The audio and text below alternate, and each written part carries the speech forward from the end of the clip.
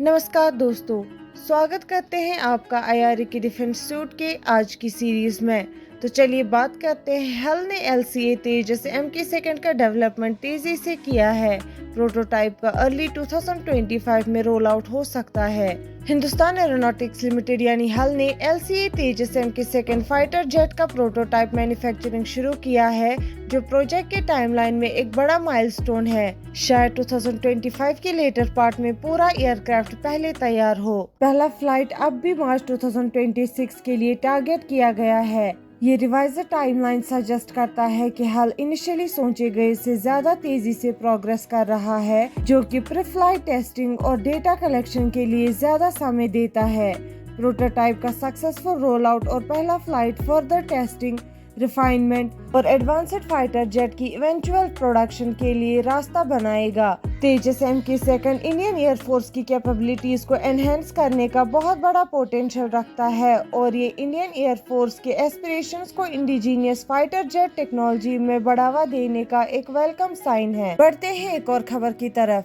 IAF के 126 मिराज 2005 की तलाश एक कॉम्प्लेक्स और कॉस्टली कोशिश कर रही है, जो खर्चे, रेड टेप और मिस्ड अपॉर्चुनिटीज को शामिल करता है। इंडियन एयरफोर्स यानी IAF ने अपने फाइटर जेट फ्लीट को अपग्रेडेड मिराज 2005 के साथ अपग्रेड करने की मांग की कारगिल वार के दौरान उसके हाई परफॉर्मेंस के कारण, लेकिन ब्यूरोक्रेसी के रेड टेप और कॉस्ट कंसर्न्स के कारण प्रोक्योरमेंट प्रोसेस को बड़ी मुश्किलात का सामना करना पड़ा। IAF के लोकल एयरक्राफ्ट को पसंद करने की प्रेफरेंस ने एक बॉर्डर टेंडर प्रोसेस को शुरू किया, जो डिकेड्स तक एक्विजिशन को डिले कर दिया। अपग्रेडेड मिराज 2005 का एक यूनिट के लिए फ्रेंच बिल्ड एयरक्राफ्ट की कीमत $73 मिलियन से $78 मिलियन के बीच एस्टिमेट की गई, जबकि इंडियन बिल्ड यूनिट्स के लिए स्लाइटली ज्यादा कॉस्ट एस्टिमेट की गई, लेकिन हर एक के लिए $80 मिलियन से कम थी। Original Miraj 2000H procurement plan को पैसा बचाने के लिए शेल्व्ड कर दिया गया, जो फ्यूचर के डिसीजंस के लिए एक मिसाल बन गया। मिराज 2005 का एक्विजिशन अभी तक अनरिजॉल्व्ड है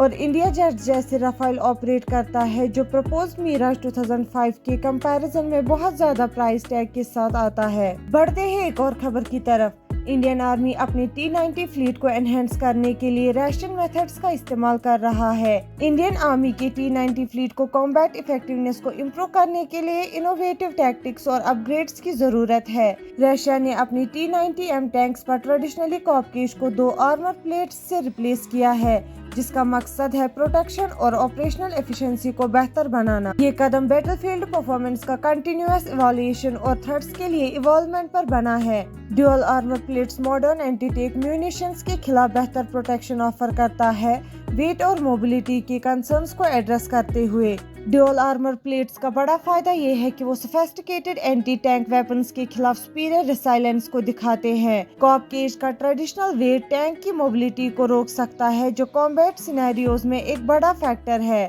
कॉप केज को आर्मर प्लेट से रिप्लेस करके टैंक का ओवरऑल वेट बेहतर तौर पर मैनेज किया जा सकता है, उसकी मैन्यूवरेबिलिटी को बढ़ाया जा सकता है। मेंटेनेंस और ऑपरेशनल एफिशिएंसी भी अहम कंसिडरेशन है। आर्मर प्लेट्स टैंक के स्ट्रक्चर में ज्यादा सिंपल और इंटीग्रेट होने के कारण मेंटेनेंस बर्डन्स को कम कर सकते हैं और ऑपरेशनल अप टाइम को बढ़ा सकते हैं। इंडिया को अपनी टैंक्स के परफॉर्मेंसेस को वेरियस ऑपरेशनल सिनेरियोज में सिस्टमैटिक तौर पर इवैल्यूएट करना चाहिए, ताकि इटरेटिव इम्प्रूवमेंट्स को ड्राइव किया जा सके, ये इंश्योर करते हुए कि T-90s आर्मर्ड वारफेयर के कटिंग एज पर बने रहे।